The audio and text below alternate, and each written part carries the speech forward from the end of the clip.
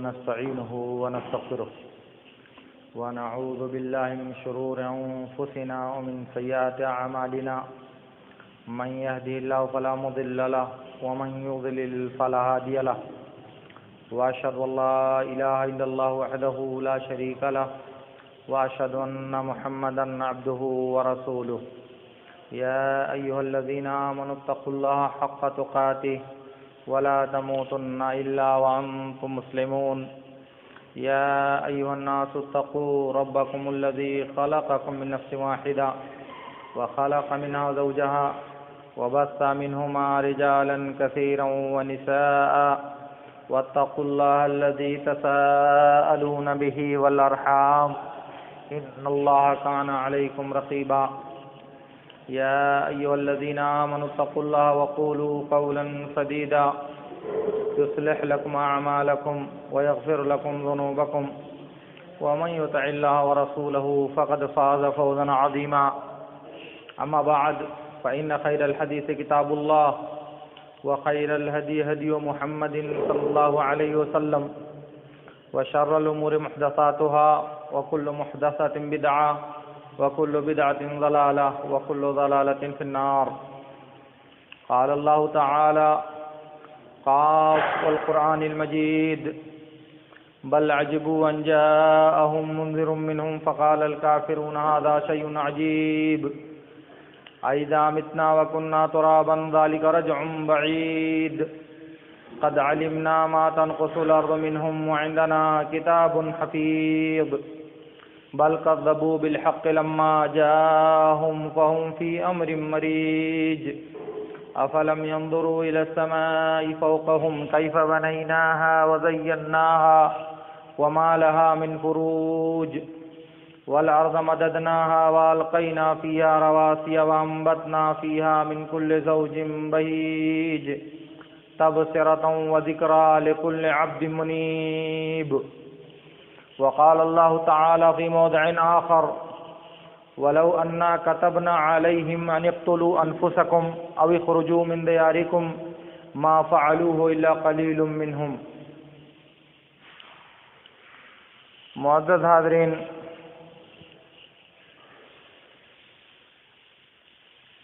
اس وقت عالمی پیمانے پر دنیا کے تمام ذرائع ابلاغ میں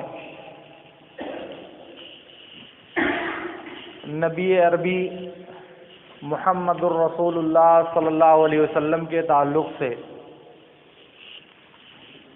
جو بحث چھڑی ہوئی ہے اور مختلف زاویوں سے جو لوگ نبی صلی اللہ علیہ وسلم کے بارے میں گفتگو کرتے ہیں، ان میں دیگر لوگوں کی جو گفتگو ہے جو اللہ اور اس کے رسول کے دشمن ہیں، ان کی گفتگو کا جو انداز اور جو طریقہ ہے وہ بالکل واضح ہے کہ انہیں نبی صلی اللہ علیہ وسلم کے مقام و مرتبہ کا علم نہیں، انہیں نبی صلی اللہ علیہ وسلم کی عظمت اور آپ کی رفعت کا شعور نہیں، اس لیے وہ آپ کے ساتھ بد زبانی اور گستاخی کا رویہ اپناتے ہیں.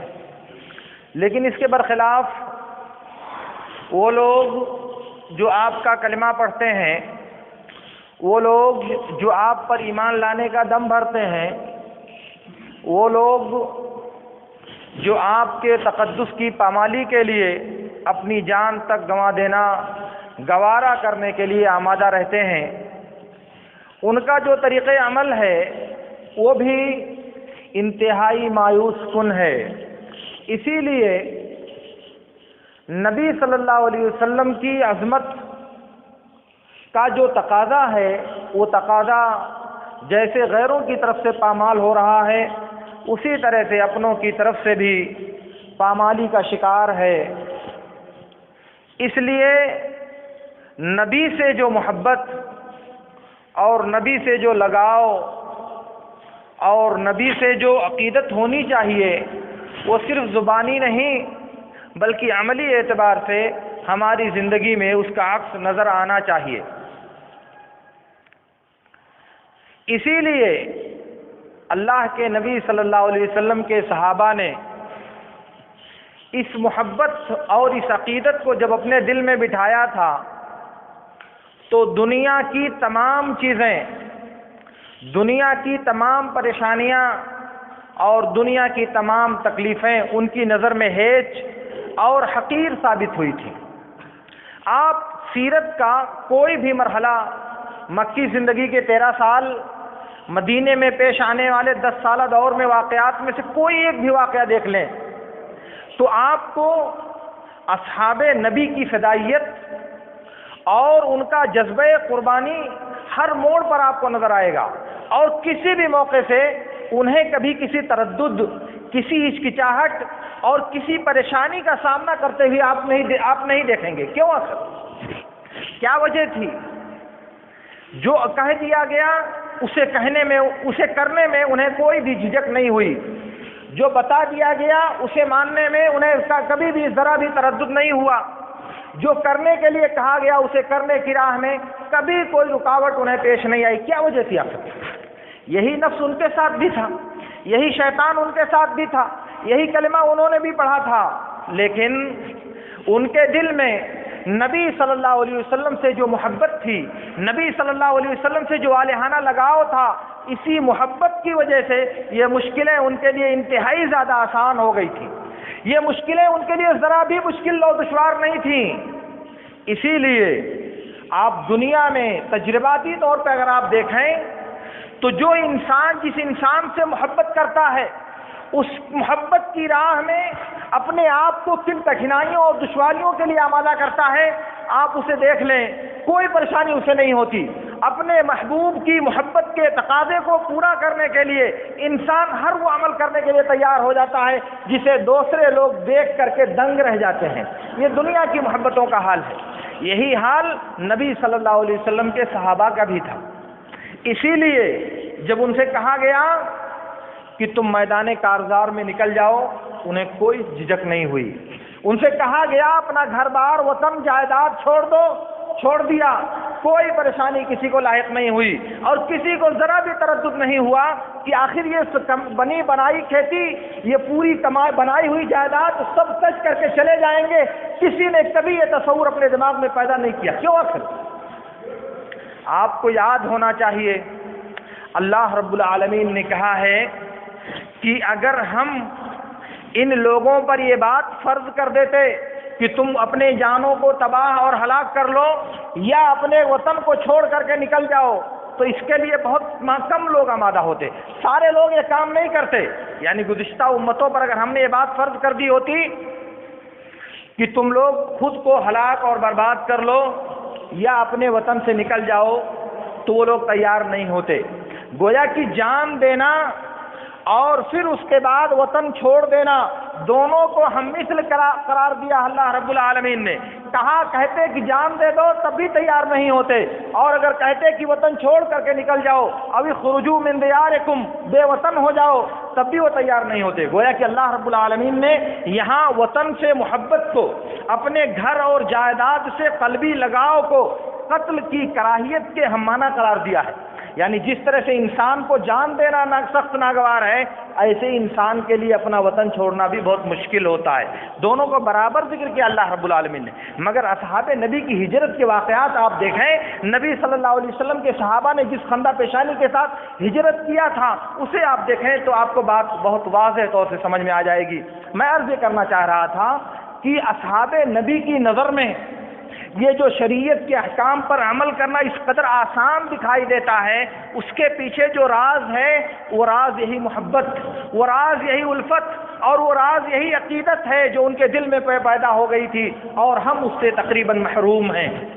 اسی لیے آپ اگر غور کریں کہ نبی صلی اللہ علیہ وسلم کی محبت کے مقابلے میں ہماری دیگر جو محبتیں، نبی کی عقیدت کے مقابلے میں ہماری دوسری جو عقیدتیں ہیں، جب ان کے موازنہ کا وقت آتا ہے تب انسان کا امتحان اور انسان کی محبت کی حقیقت ظاہر ہوتی ہے۔ اب یہ بات اگر آپ سمجھتے ہیں تو تھوڑا سا اور آگے چلیے۔ صحیح بخاری کی ایک روایت میں ہے اسے بخاری نے 3 جگہوں پر روایت کیا ہے، ایک تو مناقب عمر میں، اور دوسرے کتاب الاستئذان میں، اور تیسرے کتاب الایمان والنذور میں، لیکن ان میں سب سے مفصل روایت کتاب الایمان والنذور کی ہے، اسی لیے اسے ہی بیان کرنا زیادہ مناسب ہے۔ عبداللہ بن ہشام رضی اللہ تعالی عنہ کہتے ہیں کہ اللہ کے نبی صلی اللہ علیہ وسلم کہیں گزر رہے تھے، جا رہے تھے، اور عمر بن خطاب رضی اللہ تعالیٰ عنہ کا ہاتھ اللہ کے رسول صلی اللہ علیہ وسلم کے ہاتھ میں تھا، یعنی ایک دوسرے کا ہاتھ تھامے ہوئے چل رہے تھے، جیسے احباب اور باہم ایک دوسرے جو ہم عمر لوگ ہوتے ہیں آپس میں چلتے ہوئے ایک دوسرے سے ہاتھ ملا کر اور پکڑ کر چلتے ہیں، ایسے ہی چل رہے تھے۔ یہ اللہ کے نبی صلی اللہ علیہ وسلم کی کمال درجہ اور تواضع اور انتہائی درجے کی خاکساری اور اپنے صحابہ کے لیے آپ کی انتہائی زیادہ کشادہ دلی کی بات ہے یہ کہ آپ اپنے ساتھیوں کے ساتھ عام انداز میں بغیر کسی برتری اور تعلق کے ہاتھ پکڑ کر چل رہے ہیں۔ اسی دوران عمر بن خطاب رضی اللہ تعالیٰ عنہ نے کہا، اے اللہ کے رسول، انت احب الی من کل شیء الا نفسی، آپ میری نظر میں دنیا کی تمام چیزوں سے زیادہ محبوب اور پسندیدہ ہیں سوائے میری جان کے۔ آپ میری نظر میں دنیا کی تمام چیزیں میں قربان کر کے، دنیا کی تمام چیزیں میں آپ پر فدا کرنے کے لیے تیار ہوں سوائے میری جان کے، کہ مجھے اپنی جان سے آپ سے زیادہ محبت ہے۔ اللہ کے نبی صلی اللہ علیہ وسلم نے کہا، لا یا عمر حتی اکون احب الیک من نفسک، نہیں عمر یہ بات نہیں چلنے والی ہے، یہاں تک کہ میں تمہاری نظر میں تمہاری جان سے بھی زیادہ محبوب اور تمہاری جان سے بھی زیادہ پسندیدہ نہ ہو جاؤں تب تک تم مومن نہیں ہو سکتے۔ عمر بن خطاب رضی اللہ تعالیٰ عنہ نے فوراً کہا، الآن انت یا رسول اللہ احب الی من نفسی۔ جب جواب سنا نبی صلی اللہ علیہ وسلم کا اور مراجعہ کیا اپنے نفس کا، تو کہا اللہ کے رسول آپ میری نظر میں میری جان سے بھی زیادہ قیمتی اور میری جان سے بھی زیادہ محبوب ہیں۔ تب اللہ کے نبی صلی اللہ علیہ وسلم نے کہا، الآن یا عمر، اب تم ایمان کے اس درجے پر پہنچے ہو جو تمہارے لیے نجات کا سبب ہے، ایمان کا وہ رتبہ اب تمہیں حاصل ہوا ہے جو تمہارے لیے قیامت میں فائدہ مند ثابت ہوگا، جو تمہارے ایمان کی نہ صرف تقویت اور کمال کا باعث ہوگا بلکہ یہ تمہارے لیے اللہ رب العالمین کے ہاں نجات کا ذریعہ بھی بنے گا۔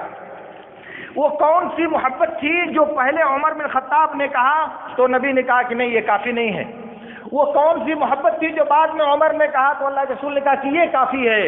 اس لیے اس بات کو آپ سمجھ لیں، دنیا میں انسان جو محبت کرتا ہے وہ 2 طرح کی محبت ہوتی ہے، ایک طبعی اور وہبی محبت ہوتی ہے، اور دوسرے اختیاری اور کسبی محبت ہوتی ہے۔ طبعی اور فطری طور پر انسان کو بعض چیزوں سے محبت ہوتی ہے، جیسے والدین کو اپنی اولاد سے محبت ہوتی ہے، شوہر کو اپنی بیوی سے محبت ہوتی ہے، استاذ کو شاگرد سے محبت ہوتی ہے، دنیا میں انسان کو اپنی جائیداد اور مال سے محبت ہوتی ہے۔ یہ فطری محبت ہے، ہر انسان کو دوسرے انسان سے ہوتی ہے۔ یہ محبت نہ قابل تعریف ہے اور نہ قابل مذمت ہے۔ اس محبت کے سلسلے میں نہ تو انسان کی تعریف کی جائے گی کہ بہت اچھا آدمی ہے، اور نہ اس کی برائی بیان کی جائے گی کہ بہت برا آدمی ہے اس سے محبت کرتا ہے، الا ہی کہ یہ محبت حد سے آگے بڑھ جائے، یہ محبت اس قدر غلو آمیز ہو جائے کہ شریعت کے احکام پامال ہونے لگیں، تب یہ طبعی محبت ناپسندیدہ اور قابل مذمت ہوگی۔ یعنی اگر باپ کو بیٹے سے اتنی محبت ہے کہ اس محبت کی وجہ سے زکوٰۃ نہیں ادا کرے گا کیونکہ بیٹے کا مال وراثت میں جو ملنے والا کم ہو جائے گا، اب ظاہر ہے کہ یہ جائز نہیں ہے، یا دیگر جو مالی حقوق ہیں ان کو اس لیے ادا نہیں کرے کہ میرے بیٹے کا حصہ کم نہ پڑ جائے، تو یہ محبت حرام ہے، یہ جائز نہیں ہے۔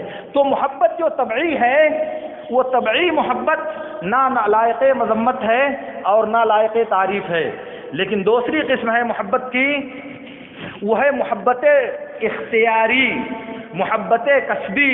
یہی محبت انسان کے لیے دنیا اور آخرت میں نجات کا سبب ہے، اور یہی محبت انسان کی دنیا اور آخرت دونوں کو संवारने का जरिया है। और यही तांबीह अल्लाह के नबी सल्लल्लाहु अलैहि वसल्लम ने उमर बिन खत्ताब रज़ियल्लाहु ताला अन्हु को की थी। पहली जो मोहब्बत थी वो एक एहसानमंद इंसान की अपने मुहसिन के साथ मोहब्बत थी। एक एहसान करने वाला इंसान किसी के साथ भलाई करता है, किसी के साथ एहसान करता है तो तबई तौर से वो मोहब्बत पैदा होती है। वही मोहब्बत जो इख्तियारी और तबई मोहब्बत थी उमर बिन खत्ताब को, पहले उसी का जिक्र किया। बाद में जब नबी ने मुतनब्बे किया कि नहीं, मेरे पास तो इख्तियारी मोहब्बत है, कसबी मोहब्बत है जो मैं नबी सल्लल्लाहु अलैहि वसल्लम से करता हूँ, और जब इस बात का इजहार किया तो कहा कि ये तुम्हारे लिए काफ़ी है। इसलिए बाप की औलाद से जो मोहब्बत है वो कसबी और इख्तियारी मोहब्बत नहीं है। बाप की औलाद से जो मोहब्बत है, यानी वालिदैन की औलाद से जो मोहब्बत है, वो फितरी और तबई मोहब्बत है। इसीलिए पूरे कुरान और सुन्नत के ज़ख़ीरे में अल्लाह और उसके रसूल ने कभी भी वालिदैन को ये नहीं कहा कि अपनी औलाद की खबरगिरी करो। वालिदैन को औलाद के बारे में कभी भी अल्लाह ताला ने पूरे कुरान में कहीं भी वसीयत नहीं किया, कभी भी। वो सिर्फ एक जगह अल्लाह रब्बुल आलमीन ने कहा यूसीकुमुल्लाहु फी औलादिकुम लिज़्ज़करि मिस्लु हज़्ज़िल उन्सयैन, बस वरासत के बारे में एक जगह, वरना बकिया कभी भी अल्लाह रब्बुल आलमीन ने वालिदैन को औलाद की तरबियत, उनकी निगहदाश्त के बारे में कभी तंबीह नहीं किया। इसके उल्टा मुतअद्दिद जगहों पर कुरान और सुन्नत के नसूस भरे पड़े हैं कि औलाद को वालिदैन के साथ हुस्न सलूक करने का बेशुमार मर्तबा हुक्म दिया गया है, और वालिदैन की नाफरमानी को कबीरा गुनाहों में से शुमार किया गया है। क्यों? इसलिए कि औलाद की वालिदैन से मोहब्बत ये इख्तियारी मोहब्बत है। वालिदैन से औलाद की मोहब्बत ये उसकी अपनी चुनी हुई और अपनी कसबी मोहब्बत है। चाहे तो मोहब्बत करे और चाहे तो आवारा औलाद की तरह से बाप को चंद धक्के देकर घर से निकाल दे, जैसा कि आज दुनिया के बेशतर मिसालों और मौके पर देखने में आता है। सुनन नसई की एक रिवायत में है, अल्लाह के नबी सल्लल्लाहु अलैहि वसल्लम के पास एक सहाबी आते थे और आपके साथ बैठते थे। उनके साथ एक छोटा सा बच्चा भी आता था। वो बच्चा वहाँ जो बैठते थे नबी सल्लल्लाहु अलैहि वसल्लम के साथ तो खेलता था, कभी बाप के सर पे कंधे पर, कभी नबी सल्लल्लाहु अलैहि वसल्म की गोद में और आपके कंधे पर छोटा बच्चा खेलता रहता था। तो नबी सल्लल्लाहु अलैहि वसल्लम उससे मानूस थे और वो नबी सल्लल्लाहु अलैहि वसल्लम से मानूस था। बारहा नबी सल्लल्लाहु अलैहि वसल्लम के पास उस बच्चे को लेकर के आता था। एक दिन नबी सल्लल्लाहु अलैहि वसल्लम ने उससे कहा अतुहिब्बुहु, क्या तुम इस बेटे से मोहब्बत करते हो? उसने कहा अहब्बकल्लाहु लज़ी कमा उहिब्बुहु, यानी मोहब्बत का इतना आला दर्जा मुझे इससे हासिल है कि अगर अल्लाह रब्बुल आलमीन आपसे ऐसी मोहब्बत करे तो फिर कमाल है, हासिल है। यानी मोहब्बत का आला दर्जा मुझे हासिल है इस बेटे के बारे में। अहब्बकल्लाहु लज़ी उहिब्बुहु फी, यानी जिस तरह मैं इस बेटे से मोहब्बत करता हूँ, अगर अल्लाह ताला आपसे ऐसी मोहब्बत करे तब तो हासिल है सब कुछ। उसके बाद कुछ दिनों के बाद वो आदमी गैर हाजिर हो गया, नहीं आने लगा दरबार नबूवत में। आपने उसकी जुस्तजू की, तलाश किया, पता चला कि उसका वो बच्चा इंतकाल कर गया है, उसका वो बेटा वफात पा गया है, इसलिए मारे गम के वो घर में बैठा हुआ है। अल्लाह के नबी सल्लल्लाहु अलैहि वसल्लम अपने सहाबा के साथ उसके घर गए, उससे मुलाकात की और उससे कहा अला तर्ज़ा अल्ला तातिया बाबन मिन अबवाबिल जन्नत इल्ला वक़द फ़तह लक क़ाल रज़ीत। कहा क्या तुम्हारे लिए ये बात खुशी की नहीं है कि तू जन्नत के जिस भी दरवाजे पर आए वो तेरा बेटा आगे बढ़कर तुम्हारे लिए जन्नत का दरवाज़ा खोले। तुम्हारा ये बच्चा जो वफात पा गया है कमसिनी में, ये तुम्हारे लिए बशारत की बात नहीं है कि वो जन्नत में तुमसे पहले पहुंचकर तुम्हारे लिए जन्नत के जिस भी दरवाजे पर पहुंचो वो तुम्हारे लिए उसे खोलकर तुम्हारा इस्तकबाल करें। उसने कहा अल्लाह के रसूल मैं राज़ी हूँ, अल्लाह के रसूल मैं इससे खुश हूँ। ये जो मोहब्बत है इस वालिद की इस बच्चे से वो एक तबई और फितरी मोहब्बत है। इसीलिए अल्लाह के नबी सल्लल्लाहु अलैहि वसल्लम ने उसकी इस मोहब्बत पर उसे मलामत नहीं किया, उसकी सरजनिश नहीं की। और इसीलिए बाप कभी भी अपने बेटे को तकलीफ पहुंचाना, अपने बेटे को अजियत में मुब्तला करना और अपने बेटे को आजमाइश में डालना गवारा नहीं करता। कभी भी बाप बेटे के सिलसिले में ये बात गवारा नहीं करता।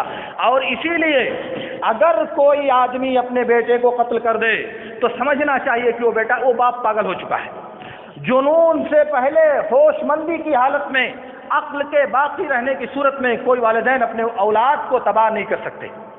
اور اسی لیے سنن نبی داؤد اور مسند احمد وغیرہ کی روایت میں ہے اللہ کے رسول صلی اللہ علیہ وسلم نے کہا لا یقاد الوالد بالولد، اگر اولاد بیٹے کو قتل کر دے تو بدلے میں باپ کو نہیں قتل کیا جائے گا، لیکن اگر بیٹا مار دے تو ایسا ہوتا ہے کہ بیٹا باپ کو قتل کرتا ہے بہت سی اسباب کی بنا پر. اس میں ایک بڑا سبب ہے کہ وراثت جلدی مل جائے. باپ جب تک زندہ رہے گا حصہ نہیں ملے گا، اس لیے باپ کو قتل کر دیا جاتا ہے تاکہ جلدی سے وراثت اور جائیداد مل جائے. اور ایسی صورت میں شریعت نے کہا کہ وہ محروم ہوگا، اس کو حصہ نہیں دیا جائے گا. تو ایسا تو ہو سکتا ہے، لیکن ایسا نہیں ہو سکتا کہ والدین اپنی اولاد کو قتل کر دیں، اس کی جان لے لیں، ہوش قائم رہتے ہوئے، عقل باقی رہتے ہوئے، الا کہ انسان کی ہوش کھو جائے. اور ایسی صورت میں شریعت نے کہا کہ اس سے بدلہ نہیں لیا جائے گا. کیوں؟ یہ ایک طبعی محبت ہے، اس لیے اللہ رب العالمین اس طبعی محبت کو مواخذہ نہیں کرتا. تو میں عرض یہ کرنا چاہ رہا تھا کہ عمر بن خطاب رضی اللہ تعالیٰ عنہ نے جب پہلی مرتبہ کہا کہ میری جان آپ سے زیادہ محبوب ہے میری نظر میں، تو وہ ایک فطری محبت تھی جو ایک محسن کے ساتھ احسان مند انسان کو ہوا کرتی ہے. لیکن جب دوبارہ متنبہ کیا نبی صلی اللہ علیہ وسلم نے یہ طبعی محبت کافی نہیں ہے، تب عمر بن خطاب رضی اللہ تعالیٰ عنہ متنبہ ہوئے اور جائزہ لینے کے بعد کہا اللہ کے رسول آپ میری نظر میں میری جان سے بھی زیادہ محبوب ہیں. اسی لیے جس مومن کی نظر میں نبی صلی اللہ علیہ وسلم کا مقام و مرتبہ اور نبی صلی اللہ علیہ وسلم کی ذات اقدس اس کے اپنی جان سے بھی زیادہ محبوب نہ ہو، وہ انسان مومن نہیں ہو سکتا، وہ انسان مومن کامل نہیں ہو سکتا. محمد کی محبت یہ ایمان کے لیے شرط اول ہے، اس لیے اس میں کمی رہ جانا ایمان میں کمی رہ جانے کا سبب ہے.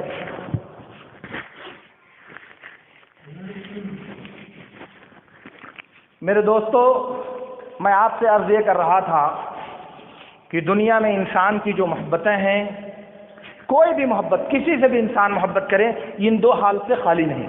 یا تو وہ اختیاری اور کسبی محبت ہوگی، اور یا پھر طبعی اور وہبی محبت ہوگی جس میں انسان کا کوئی اختیار نہیں ہوتا، فطری محبت جسے کہا جاتا ہے. لیکن صحابہ نے نبی صلی اللہ علیہ وسلم کے ساتھ اختیاری محبت کیا تھا، اپنی پسند اور اپنے چناؤ سے نبی سے محبت کیا تھا. اسی لیے اس محبت کے بارے میں، اس عقیدت کے بارے میں جب پڑھا جائے، جب دیکھا جائے تو انسانی عقل دنگ رہ جاتی ہے. صحیح مسلم کی ایک روایت میں ہے، وہ ایک لمبا واقعہ اور پوری لمبی حدیث ہے، لیکن اس کا ایک ٹکڑا یہ ہے. ابو ایوب انصاری رضی اللہ تعالیٰ عنہ کہتے ہیں کہ اللہ کے نبی صلی اللہ علیہ وسلم ہمارے گھر میں جب ٹھہرے ہوئے تھے تو ہم آپ کے پاس کھانا بھیجتے. کھانے کا برتن جب واپس آتا تو کھانے کی جگہیں نبی صلی اللہ علیہ وسلم نے جن جگہوں پر منہ لگا کر کے کھایا تھا، انہی جگہوں پر منہ لگا کر کے میں اور میری بیوی دونوں کھانا کھاتے تھے. وہ جگہ تلاش کرتے تھے جس جگہ سے نبی صلی اللہ علیہ وسلم نے کھانا کھایا ہے. ایک دن کھانا بھیجا تو کھانا واپس آ گیا. ابو ایوب انصاری رضی اللہ تعالیٰ عنہ گھبرا گئے، پریشان ہو گئے، کیا بات ہے؟ فوراً گئے اللہ کے نبی صلی اللہ علیہ وسلم کے پاس چھت پر. کہا اللہ کے رسول کیا معاملہ، آپ نے آج کھانا کیوں نہیں کھایا؟ کہا کہ اس میں ایک روایت میں پیاز ہے اور دوسری روایت میں لہسن ہے. لہسن یا پیاز تھے اس میں. کہا اللہ کے رسول کیا وہ حرام ہے؟ حرام ہو، وہ حرام ہے کیا؟ قال لا ولکنی اناجی من لا تناجی. کہا اللہ کے رسول لہسن یا پیاز کھانا یہ حرام ہے؟ کہا نہیں، لیکن میں ایسی ذات سے سرگوشی کرتا ہوں، میں ایسی ذات سے گفتگو کرتا ہوں جس سے تم گفتگو نہیں کرتے، اس لیے میں اس نے اسے نہیں کھایا. ابو ایوب انصاری رضی اللہ تعالیٰ عنہ نے کہا لا جرم انی اکرہ الذی تکرہ.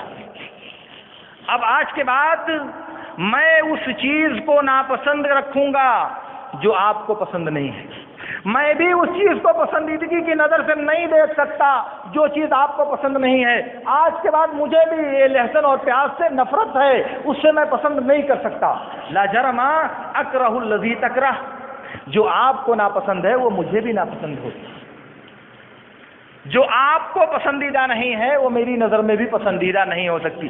یہ ہے محبت کا وہ معیار کہ محبوب کا اشارہ ابرو، محبوب کی جنبش ابرو پر اپنی جان نثار کر دینا ان کے لیے ذرا بھی مشکل نہیں تھا. سنن مسند احمد کی ایک روایت میں ہے کہ جویریہ بنت حارث رضی اللہ تعالی عنہا सन 5 हिजरी में जब कैद करके लाई गई تو یہ ثابت بن قیس بن شماس رضی اللہ تعالیٰ عنہ کے حصے میں گئیں.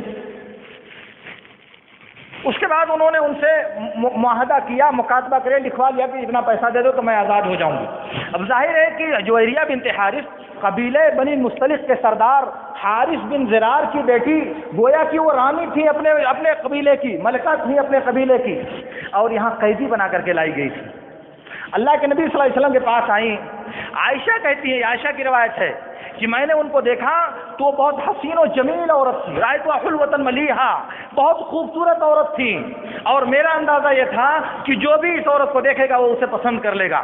اور جب میں نے انہیں اللہ کے رسول کے دروازے پر کھڑا ہوا دیکھا تو مجھے سخت ناپسند لگا، سخت ناگوار گزرا. کیوں؟ لأنی رأیت بأن النبی صلی اللہ علیہ وسلم سیرا منہا ما رأیت. میرا جو تصور ہے اس عورت کے بارے میں کہ انتہائی حسین و جمیل عورت ہے، اللہ کے نبی بھی جب اسے دیکھیں گے تو آپ کے دل میں بھی یہی بات کھٹکے گی، اور یہ بات مجھے گوارا نہیں. کیوں؟ اس لیے کہ وہ سوکن ہے. اس کے بعد وہ آئی تو اللہ کے نبی سے کہا، اللہ کے نبی آپ میری مدد کیجئے، میں اپنی غلامی کو آزاد کرنے کے لیے مکاتبہ کی قیمت ادا کرنی چاہتی ہوں. تو اللہ کے نبی صلی اللہ علیہ وسلم نے کہا، الا ادلک علی ما هو خیر من ذلک؟ قالت ما هو؟ قال ادفع عنک وازوجک. کہا کیا میں تمہیں اس سے بہتر بات نہ بتا دوں؟ کہا وہ کیا اللہ کے رسول؟ کہا کیا میں تمہاری طرف سے تمہارا یہ مال ادا کر دیتا ہوں اور تمہیں آزاد کر کے تم سے شادی کر لیتا ہوں؟ کہا رضیت. کہا میں راضی ہوں. اور اس کے بعد جب یہ معاملہ پورا ہوا تو جو محل شاہد ہے وہ آگے. معاملہ جب پورا ہوا اور نبی صلی اللہ علیہ وسلم نے جویریہ بنت حارث رضی اللہ تعالی عنہا سے شادی کر لیا، اس کے بعد اس قبیلے کے تقریباً 100 قیدی مرد اور عورت بچے پکڑ کر کے لائے گئے تھے. صحابہ نے جب دیکھا کہ نبی نے جویریہ سے شادی کر لیا ہے تو سب لوگوں نے اپنے اپنے قیدیوں کو آزاد کر دیا. تمام لوگوں نے اپنے اپنے قیدیوں کو آزادی عطا کر دی کہ اللہ کے رسول کی سسرال والے لوگ ہیں ان کو قید نہیں رکھا جا سکتا، اللہ کے نبی کی سسرال کے لوگ ہیں انہیں قیدی نہیں بنایا جا سکتا.